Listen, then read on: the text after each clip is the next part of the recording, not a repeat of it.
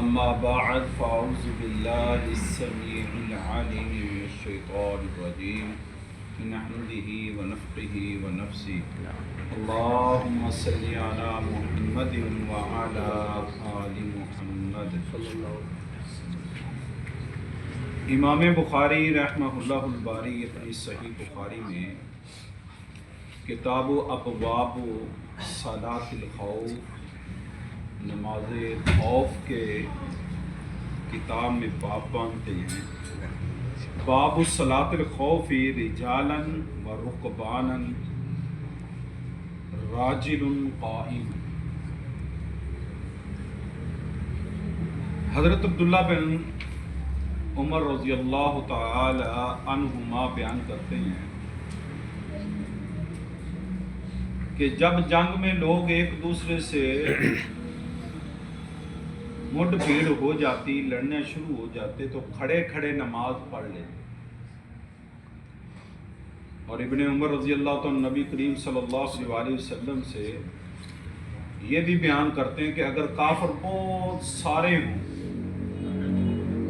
کہ مسلمانوں کو دم نہ لینے دیں تو پھر کھڑے کھڑے سوار رہ کر جس طور ممکن ہو اشاروں سے ہی صحیح مگر نماز پڑھ لے. دیکھیں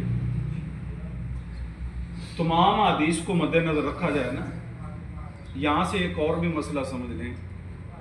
اگر انسان کو کوئی مجبوری ہے، مثال کے طور پر آتا نا رکبانن رجالن و رکبانن، یہ جو رجالن ہے نا لفظ، یہ اس کا معنی مرد نہیں ہے، راجل ان کی جمع نہیں ہے، یہ راجل ان کی جمع ہے. راجل ان کہتے ہیں پیدل چلنا، جمع دونوں کی ایک ہے تو پیدل چلنے والا. اور رکبان کہتے ہیں سوار کو. اللہ تعالیٰ نے قرآن مجید فرقان میں سورۃ البقرہ میں ارشاد فرمایا فَإِنْ خِفْتُمْ فَرِجَالًا أَوْ رُكْبَانًا، تم پیدل ہو یا سوار. آپ مثال کے طور پہ اس قرآن کی آیت اور اس حدیث سے ہمیں ایک مسئلہ یہ بھی ثابت ہوتا ہے کہ اگر کوئی بندہ مسافر ہے، گاڑی نہیں روکنی، ٹرین نہیں روک رہی، جہاز نہیں روک رہا، تو اب کیا کرے؟ وہ مجبور ہے نا، نماز تو اس نے پڑھنی ہے نا، تو پھر وہاں پہ پڑھ لے. جیسے یہاں پہ مجبوری ہے نا تو وہاں پہ بھی مجبوری ہے. بہتر یہ کہ مسافر کے لیے اللہ کے نبی صلی اللہ علیہ وسلم نے رخصت دی، کوئی دو نمازیں جمع کر لے. پتہ ہے میرا اتنا ٹائم، اتنے گھنٹے لگنے ہیں، وہ نمازیں زور ٹائم اس نے سفر کرنا ہے تو عصر اس کے ساتھ ملا لے سفر میں. اور اگر اس نے عصر ٹائم کرنا ہے تو پھر تو مسئلہ ہی نہیں ہے، اس نے عصر پڑھ کے جانا ہے. اگر مغرب ٹائم کرنا ہے تو مغرب کے ساتھ عشاء پڑھ لے، ملا لے. اگر دیر سے پہنچنا ہے، مثال یہ ایک شکل یہ ہے. اگر نہیں تو پھر کیا کرے؟ پھر وہ سفر پہ جا رہا ہے، اب نہیں اسے پتا، اس کے علم میں نہیں، اب مجبوری ہے، وہ ویسے ہی سواری میں پڑھ لے گا. تو اس حدیث سے یہ بھی مسئلہ نکلتا ہے کہ کھڑے کھڑے اور سوار رہ کر جس طور ممکن ہو اشاروں سے ہی صحیح مگر نماز پڑھ لے.